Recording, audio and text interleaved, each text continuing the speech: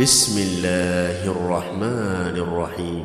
Ku izina ry'Imana nyirimpuhwe nyirimbabazi. Wadduha, Ndahiye agasusuruko. wallayli idha saja, Ndahiye ijoro ubwo ryijima. ma wadda'aka rabbuka wa ma qala, Nyagasani wawe ntiyakwanze nta nubwo yakuretse. walal akhiratu khayrun laka minal ula, Kandi imperuka niyo nziza kuri wowe kurusha isi. wala sawfa yu'tika rabbuka fatarda, Nyagasani wawe azaguha wishime. alam yajidika yatiman fa'awa, Ase ntiyagusanze uri imfubyi akaguha ubuhungiro. ووجدك ضالا فهدى, Akagusanga utazi inzira akakuyobora. ووجدك عائلا